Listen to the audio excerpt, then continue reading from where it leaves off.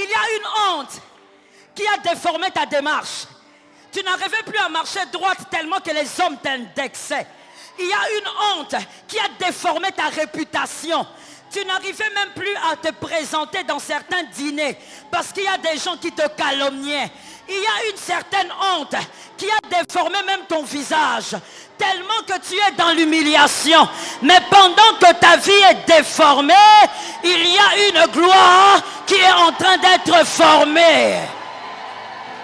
Celui qui accepte de porter une honte a accepté de faire contribuer à toute une descendance une gloire générationnelle.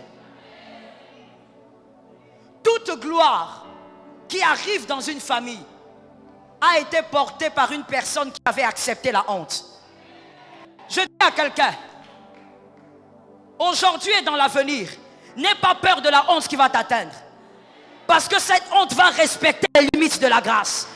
Et au temps de Dieu, la honte sera ôtée. La honte qui t'a déformé va engendrer une gloire qui sera célébrée de génération en génération.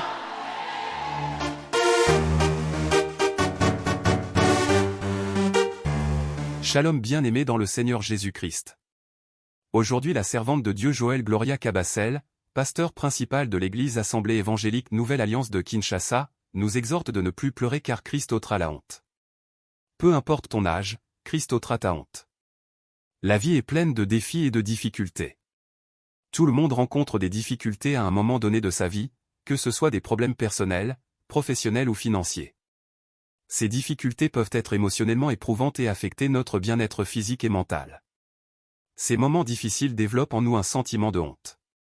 Les sentiments de honte peuvent amener les gens à adopter des comportements risqués et autodestructeurs, comme l'abus d'alcool et de drogue, et peuvent également être à l'origine de problèmes physiques et émotionnels sur le long terme, que ce soit des douleurs physiques. Ne pleure plus, Christ ôtera ta honte peu importe ton âge. Abonnez-vous, aimez et partagez afin d'apporter l'évangile de Jésus-Christ aux nations car il y aura plus de joie dans le ciel pour un seul pécheur qui se repent. Que la bénédiction de Dieu soit votre partage dans le nom puissant de Jésus-Christ. Amen. Christ ôtera ta honte en public. La beauté de cette thématique est cachée dans deux choses importantes, deux événements importants. La première, la qualité de la personne qui accomplit le travail. La deuxième, le travail proprement dit qui sera fait. Le travail qui sera accompli. La première, c'est la qualité de la personne qui fera le travail. La deuxième chose importante, le travail lui-même. Celui qui ôte ta honte, c'est Christ. C'est le Christ. C'est pas que Jésus, parce que Jésus-Christ, c'est un seul homme, mais dans deux dimensions. Jésus est une dimension et le Christ, c'est une autre dimension dans un seul homme. Celui qui accomplira le travail, ce n'est pas Jésus, mais c'est le Christ. Qui est le Christ en hébreu? Meshaya. Meshaya, c'est le oint. Ce n'est pas n'importe qui, c'est le oint. Que quelqu'un dise le oint. Que quelqu'un dise à son voisin le oint. En Israël, on n'oignait pas un homme pour tout faire. À chaque onction avait sa mission. Que quelqu'un dise, à chaque onction avait sa mission. C'est comme ça que Samuel pouvait oindre David pour être uniquement roi. Il était roi. Et donc on pouvait oindre aussi un prophète pour être qu'un prophète. Et donc le Christ, le oint, Meshaya, lui aussi avait été oint pour une mission bien précise. Que l'Éternel nous aide. Dans Luc 4, 18 à 19, Luc 4, 18 à 19, voici ce qui est écrit. L'Esprit du Seigneur est sur moi. Parce qu'il m'a oint pour annoncer une bonne nouvelle aux pauvres. Je suis d'accord avec toi. Il m'a envoyé pour guérir ceux qui ont le cœur brisé. 19. Pour proclamer aux captifs la délivrance. Et à l'aveugle le recouvrement de la vue. Pour envoyer libres les opprimés. Pour publier une année de grâce du Seigneur. Parole du Seigneur. Le Christ est en train lui-même de réciter Ésaïe 61:1.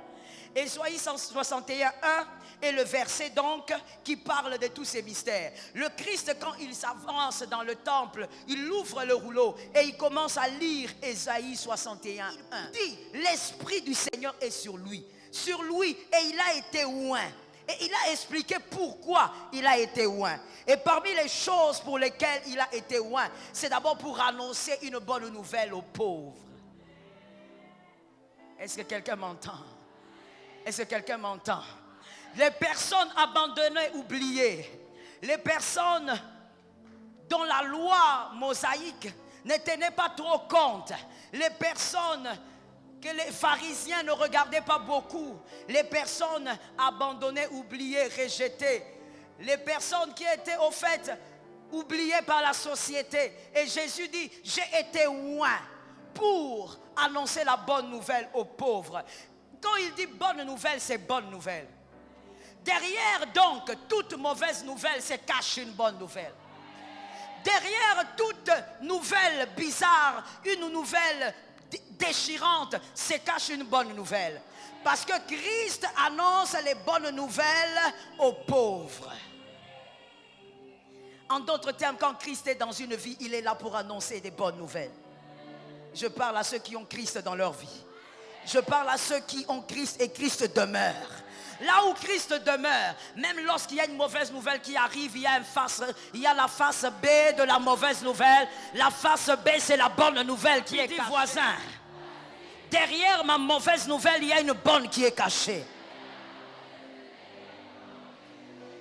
Voilà pourquoi il est recommandé à un élu de ne pas pleurer n'importe comment. Même quand tu es en deuil, ne pleure pas comme un païen. Parce que derrière la mauvaise nouvelle, il y a toujours une bonne qui est cachée. L'annonciateur des bonnes nouvelles est là. Lorsque celui qui est censé annoncer les bonnes nouvelles demeure, les bonnes nouvelles s'annoncent. Derrière chaque malheur se cache un bonheur. Parce que Christ, l'annonciateur des bonnes nouvelles, est là. Que Jésus soit béni. Et il dit aussi qu'il a été oint pour publier une année de grâce. Une année de grâce. L'année de grâce, c'est quoi? C'est-à-dire, laisse-moi d'abord commencer au point 1. Ou au niveau 1 et puis on va aller au niveau 2. Niveau 1, ça veut dire, l'année de grâce veut dire, tout celui qui a le Christ, tout celui dont le Christ demeure, il vit dans une année de grâce. Chaque année est une année de grâce. Même si l'année commence mal, elle est une année de grâce. Et donc, qu'est-ce qui se passe au niveau 1? C'est que quand l'Éternel des armées, quand Christ t'annonce que ton année est une année de grâce, même si cette année est porteur d'une honte, même si cette année est porteuse d'une honte, porteuse d'un malheur, tu dois savoir que le porteur est plus grand que ce qu'il porte. L'année est plus grande que la honte qu'elle porte. Première dimension. Il dit, je t'annonce une année de grâce. Donc c'est-à-dire que quand il dit je t'annonce, à chaque fois que c'est une année pour toi, c'est une année. J'aimerais que tu comprennes le premier niveau là. C'est une année de grâce à chaque fois qu'il te donne une année. Et donc, il arrive souvent que c'est dans nos années que nous puissions vivre la honte, l'humiliation, le déshonneur.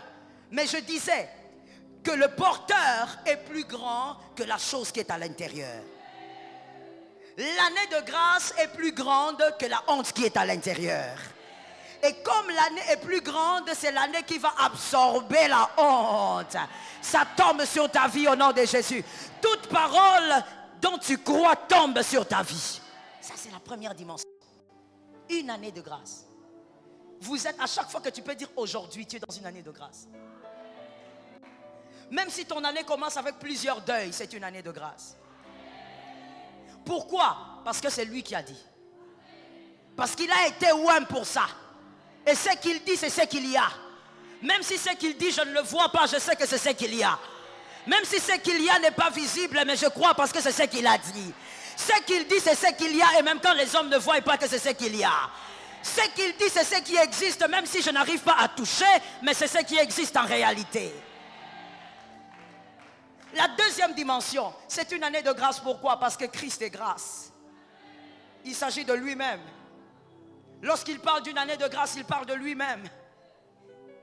C'est une année de grâce. Il est lui-même ton année. Si tu vis, c'est parce que Christ te porte. Christ est ton année de grâce. Et tant que Christ est ton année de grâce, tout ce qui peut t'arriver, c'est Christ qui les gère. Ta honte ne sera jamais plus grande que la grâce. Je suis d'accord avec toi. Dis cet amen là pour réveiller celui qui a été envoûté là-bas. Ta honte ne sera jamais plus grande que la grâce. Voilà pourquoi même ta honte, lorsqu'elle arrive dans ta vie, elle respecte les limites de la grâce. Ah, je suis d'accord avec toi. Ta honte respecte les limites de la grâce. Que quelqu'un dise, ma honte va respecter les limites. C'est-à-dire, la grâce ne permettra pas que malgré ta honte, tu sois écrasé, tu disparaisses, tu meurs. La grâce va respecter ses clauses. La honte n'ira pas au-delà des limites de la grâce. Je dis à quelqu'un, le diable est un menteur. Complète. Jésus est vainqueur. Même quand le diable te faire croire que cette honte-là t'a fait disparaître dans la société, je dis, il est un menteur. Dans toute honte, il y a les limites de la grâce qui sont respectées. Il y a des choses que la grâce ne permettra pas. Il y a des rabaissements que la grâce ne permettra pas. Est-ce que quelqu'un m'entend? Tu manques des habits, mais tu es dans les limites de la grâce. Tu manques de quoi manger, tu es dans les limites de la grâce. Tu manques comment faire pour faire étudier tes enfants, tu es dans les limites de la grâce. Ni t'étais ça, la grâce aurait déjà récupéré la situation. Que quelqu'un dise à son voisin, la grâce récupère toujours la situation.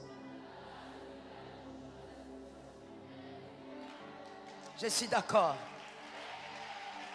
Ah, moi-même je sens la grâce. Dans Luc 1, 40 à 42. Dans Luc 1, 40 à 42. Dans Luc 1, 40 à 42. Là-bas, on parle de Jésus qui est dans les entrailles de Marie. Et on révèle comment la grossesse est en train d'évoluer. Regardez la formule de la honte et de la grâce. Quelqu'un m'entend? Regardez la formule. Lorsque Christ, le Messia, lorsque Jésus est en train de se former dans les entrailles de Marie, Marie se déforme, Jésus se forme. You understand? Marie se déforme. Elle était une belle fille, à peu près 13 ans, une jolie taille, mais dès qu'elle tombe enceinte, elle se déforme. Elle n'est plus très belle à voir. Mais pendant qu'elle se déforme, Jésus se forme. Toute déformation ne mène pas à la mort. Il y a des déformations qui annoncent la gloire. Il y a des déformations qui annoncent la puissance. Ah, j'ai pitié de toi. Je prophétise au nom de Jésus. Cette honte t'a déformé, mais elle était en train de former la gloire. Il y a une honte qui a déformé ta démarche. Tu n'arrivais plus à marcher droite tellement que les hommes t'indexaient. Il y a une honte qui a déformé ta réputation. Tu n'arrivais même plus à te présenter dans certains dîners parce qu'il y a des gens qui te calomniaient. Il y a une certaine honte qui a déformé même ton visage tellement que tu es dans l'humiliation. Mais pendant que ta vie est déformée, il y a une gloire qui est en train d'être formée. La gloire se forme. Quand quelqu'un te regarde, il dit, mais comment est-ce que tu es devenu comme ça? Tu n'as même plus de lait de beauté. Regarde-lui et comprends que c'est un homme animal. C'est un homme qui ne comprend pas les choses de Dieu. Lorsque l'un se déforme, l'autre se forme. Est-ce que quelqu'un entend? Quelqu'un d'autre regarderait et dirait, oh, Marie, pitié, hein? On n'a pas vu sa prédote. On n'a pas vu sa dot. Comment elle se déforme comme ça? Une petite fille comme ça, qu'est-ce qui lui arrive? Pendant qu'on a pitié de sa déformation, il y a une gloire qui se forme dans ses entrailles et elle sera citée de génération en génération. La honte qui t'a déformé va engendrer une gloire qui sera célébrée de génération en génération. Attention, dans les choses des élus, que quelqu'un dise je suis mystique. Un élu est mystique. Dans les choses des élus, si tu n'es pas chrétien, tu n'es pas initié dans les choses de Dieu, arrête d'ouvrir la bouche. Dans les choses de Dieu, toute déformation n'est pas honte. Toute déformation ne mène pas à la mort. Il y a des déformations qui engendrent la gloire. Est-ce que quelqu'un m'entend? Retiens pour la vie. La honte est la matière première qui fabrique la gloire. Répète ça à ton voisin. La honte est la matière première qui fabrique la gloire. Mais pas n'importe quelle gloire. La gloire générationnelle. Parce qu'il y a deux types de gloire. La première, ou le premier type, c'est la gloire privée. Que quelqu'un me dise la gloire privée. La gloire privée est le premier type de gloire. Et nous pouvons voir cela dans 1 Samuel 17, 36. 1 Samuel 17, 36. C'est là que David dit, j'ai tué l'ours, j'ai tué le lion. Mais personne n'était avec lui. Il a tué ces deux choses-là seul. Et quand il était fier seul. Si on veut actualiser ou contextualiser aujourd'hui, on dirait que David, après avoir tué l'ours et le lion, il est allé dans sa chambre, il a célébré, il était seul. Ce sont les gloires privées. Dieu te fait du bien, mais les hommes ne savent pas. Dieu te célèbre, mais les hommes ne savent pas. Cette gloire sert à quoi? La gloire privée sert à faire grandir ta foi. La gloire privée sert à te rappeler que tout vient de Dieu. La gloire privée sert à te rappeler que tout ce que tu feras dans ta vie vient d'abord de Dieu. C'est la première gloire. La deuxième gloire maintenant, c'est la gloire générationnelle et la gloire publique. 1 Samuel 17, 51 à 54. 1 Samuel 17, 51 à 54. Ça, c'est la gloire publique. Dieu ne manifeste pas cette gloire pour toi. Que quelqu'un dise, c'est pas pour moi. Dieu manifeste cette gloire pour que les hommes sachent qu'il a toujours été avec toi. Pour que les hommes sachent qu'il est ton Dieu. Pour que les hommes sachent que tu ne jeûnais pas pour rien. Que tu ne veillais pas pour rien. Que tu ne pries pas pour rien. C'est pour que les hommes reconnaissent que tu as un amoureux en secret. La gloire publique, Dieu la manifeste pour que les hommes sachent que dans le secret tu as un amoureux. L'amour de ta vie. Celui qui veille sur tes pas. Et c'est celui qui peut en public enlever ta honte.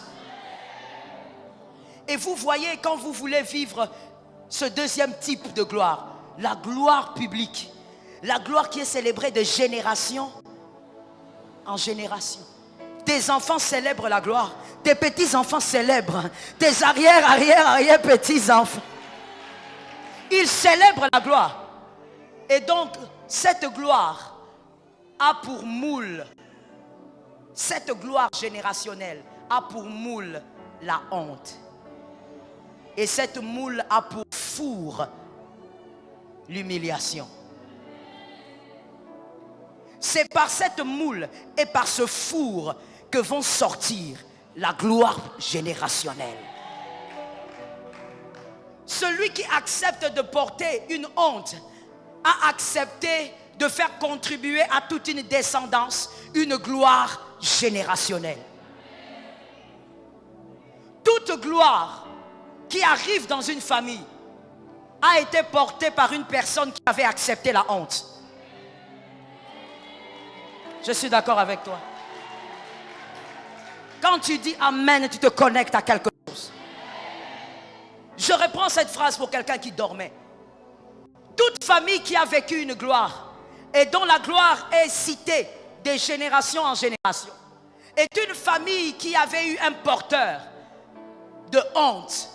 Quelqu'un qui avait accepté de porter une honte afin que la gloire de Dieu explose et que cette gloire s'exprime de génération en génération.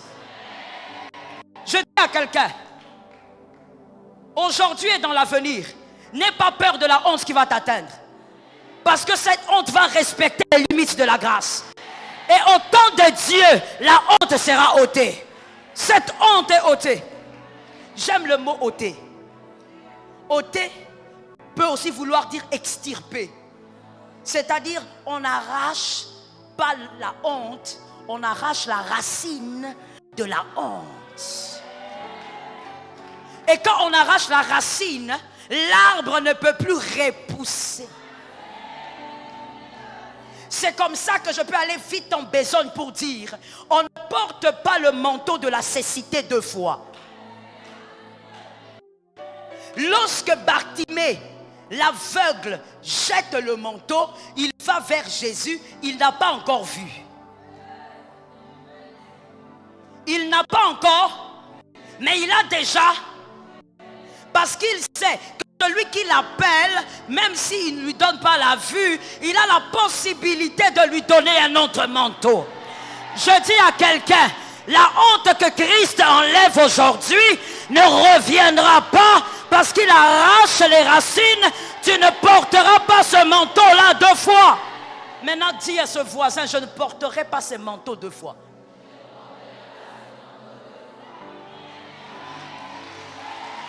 Il y a des manteaux qui tombent pendant que je parle. Il y a des manteaux que le oin est en train d'arracher. Machéa est en train d'arracher. Il arrache les manteaux de la honte. Tu sais, quand Messiah arrache le manteau de la honte, c'est tellement arraché, c'est tellement extirpé que même toi-même tu oublies que tu portais cette honte-là. Je dis à quelqu'un, tu vas oublier. Bientôt tu vas oublier que tu portais ce manteau-là. Lorsque Bartimée jette le manteau, il va vers le Christ. Il lui dit, qu'est-ce que tu veux? Il dit, je veux voir. Et le miracle s'accomplit. La Bible ne dit pas que Bartimée est rentré prendre son manteau. Tu sais pourquoi? Parce que maintenant qu'il voyait, il pouvait maintenant choisir le manteau de son goût.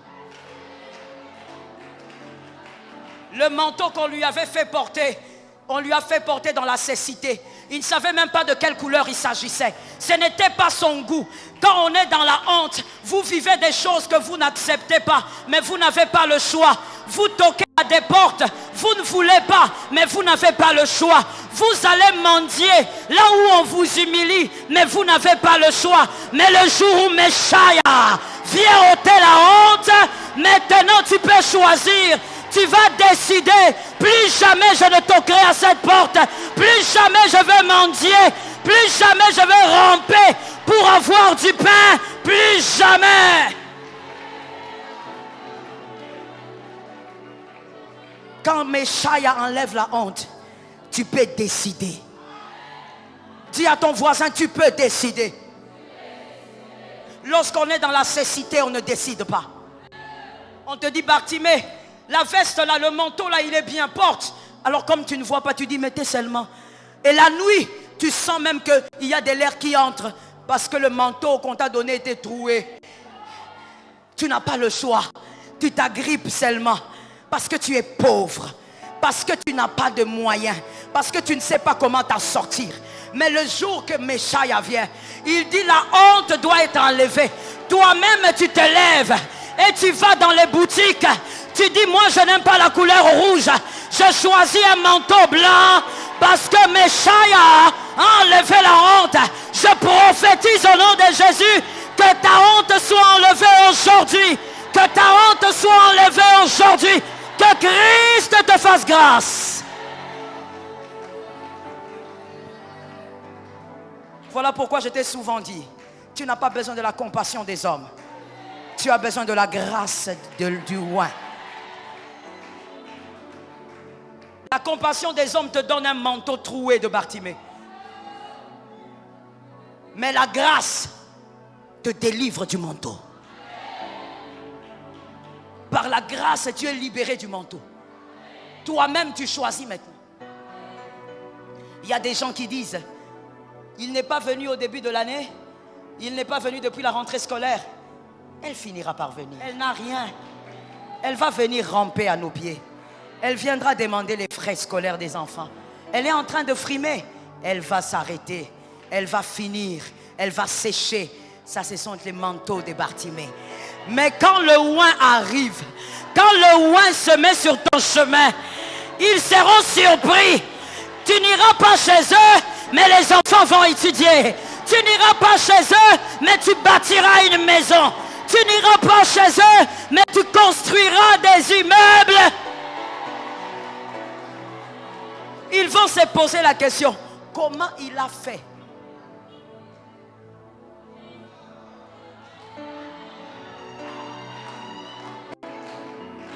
Il y a même des gens qui vont dire, mais Bartimée, où est ton manteau? Non, ne lui posez pas la question d'où est son manteau. Cherchez à comprendre pourquoi il marche sans béquille. Parce que le oint enlève ta honte. La béquille d'aujourd'hui, elle tombe. L'endroit là où on avait l'habitude de t'attendre pour étendre la main, tu n'iras plus là-bas. Ta honte a été enlevée. Meshaï a tracé des chemins. Il a tracé des voies. Je prophétise au nom de Jésus. Aujourd'hui, pas demain, que le Messie trace des chemins. Qu'un chemin de gloire soit tracé. Soit la surprise de demain. Je ne parle pas de demain, du futur, je parle de demain. Je me connecte à certaines personnes, je parle de demain. Demain c'est vendredi, je parle de demain. Je parle de demain. Je parle de demain. Vous savez, toute honte ne mène pas forcément à la fin. Il y a des hontes qui doivent arriver pour que le salut arrive. Il y a des saluts, des délivrances, des libérations de toute une famille qui arrivent, mais par la honte. Est-ce que quelqu'un m'entend? Lorsque Ruth s'est mariée, après quelque temps, qu'est-ce qui s'est passé? Elle a perdu son mari. Aujourd'hui, maman, essayons d'actualiser. Aujourd'hui, on dirait à cette sœur, tu n'avais pas demandé à Dieu, hein? Tu vois, tu t'es mariée sans Dieu. Tu n'avais pas consulté le prophète. Tu n'étais pas passé en consultation prophétique. Comment toi tu peux te marier après quelques mois? Tu n'as même pas d'enfant. Donc après quelques mois l'homme meurt. C'est que tu n'avais pas consulté les prophètes. Il y a des choses qui dépassent les prophètes. Je n'ai pas entendu. Il y a des choses qui sont au-delà des prophètes, au-delà des pasteurs, au-delà des apôtres et docteurs. C'est entre les mains du oint. C'est le oint qui trace le chemin. Ah! Ruth a tout perdu. Tu sais, ma fille, elle ne s'est pas limitée. Au fait, Dieu n'a pas limité sa vie au veuvage. Mais Dieu s'est arrangé pour que même sa belle-mère puisse tout perdre. Donc Ruth, qui était mariée dans une famille bien, se retrouve du jour au lendemain au niveau 0. Même la famille, la belle famille, 0. Certainement que les gens ont dit, cette fille a une malédiction. Ce n'est pas normal. Toi et moi aujourd'hui, c'est ce qu'on dirait. Les liens de famille. Elle a les liens des tribus. Et pourtant, le salut de Ruth dépendait d'une honte. Une honte, je suis en train de parler, je ne parle pas à tout le monde. Je parle au propriétaire de ce message. Le salut, je ne parle pas que de Ruth, mais le salut de la lignée de Ruth dépendait de la honte. Il fallait qu'une honte arrive pour que Ruth aussi sache la porter. Et après l'avoir portée, il y a maintenant une chose qui commence à se former. Ruth ne s'est pas arrêtée à être de Kiljon. Mais après sa honte, elle se retrouve la femme de Boaz. Mais ça ne se limite pas à l'argent. Ça ne se limite pas au matériel. C'est là de ça. C'est au niveau de la descendance.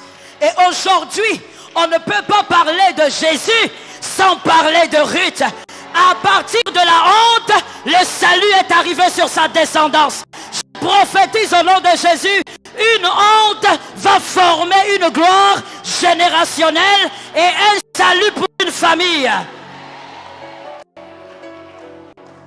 Lorsque la honte tombe sur un élu, ne sois pas pressé à mettre des jugements. Je te dis, un élu est mystique. Les voix des élus sont des voix mystiques.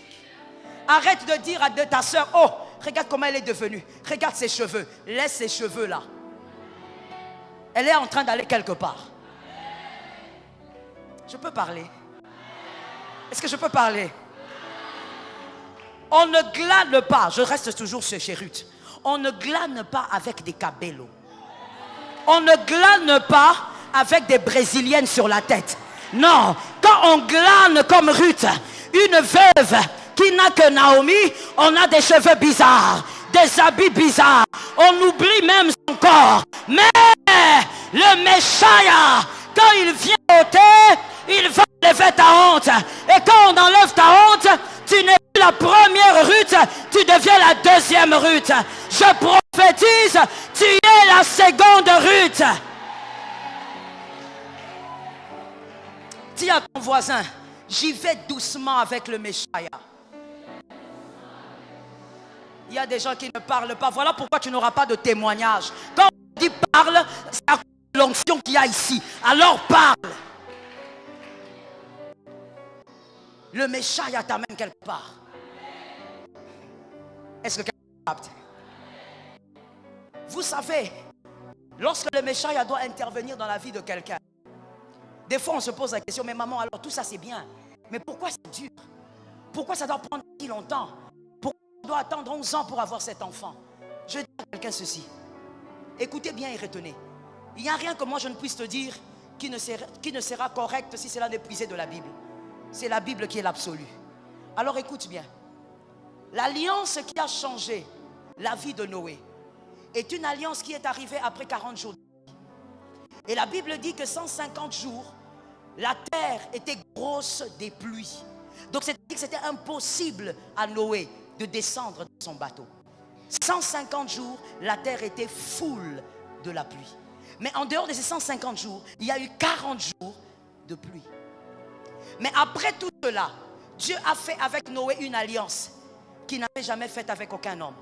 Et c'était la première fois où l'arc-en-ciel est paru. Mais après 40 jours de pluie, 150 jours de cloisonnement.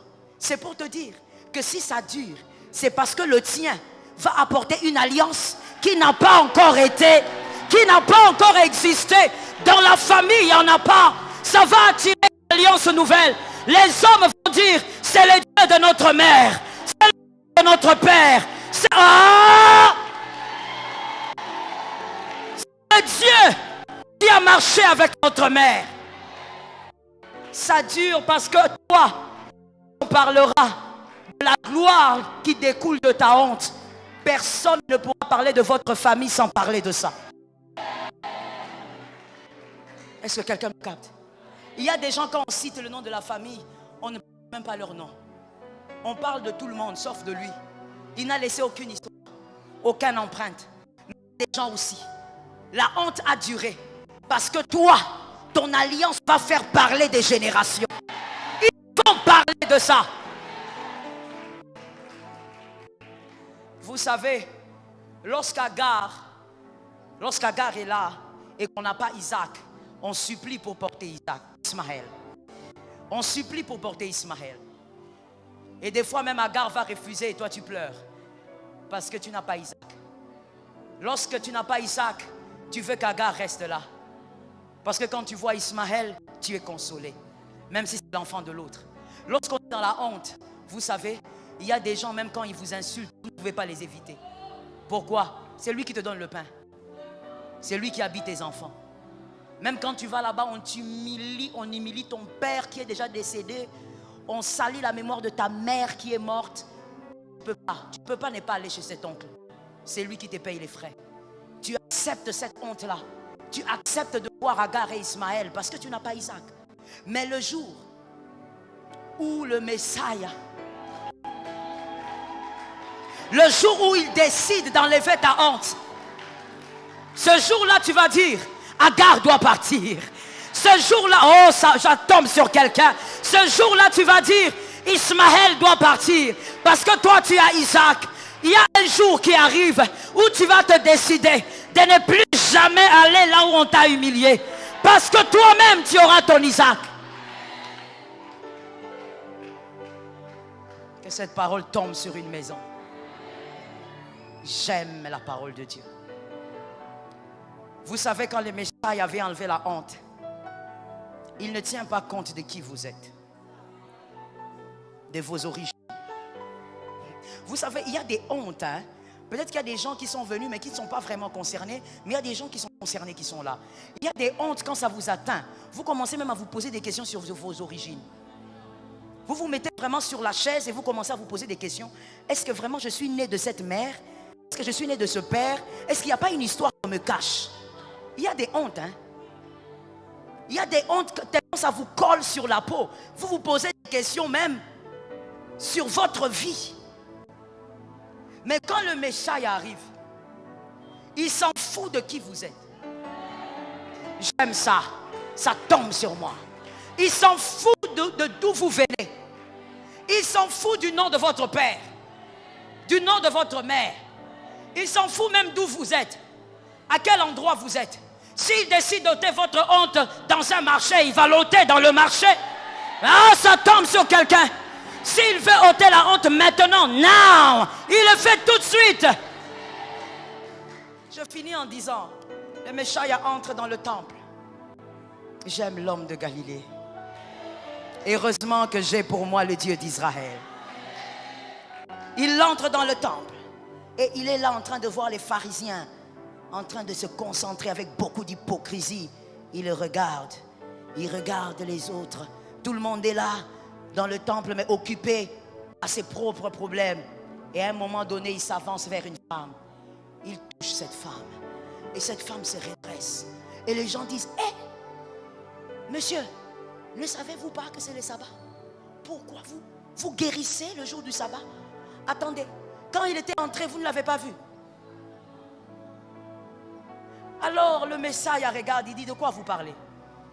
Cette femme était courbée depuis 18 ans. Et le Messie précise, il dit, ce n'était pas une maladie ordinaire. Le démon l'avait gardée captif depuis 18 ans. Donc la honte de cette femme provenait des pouvoirs mystiques. Il y a des hontes qui proviennent de pouvoirs mystiques. Oui. Et ça va la foi.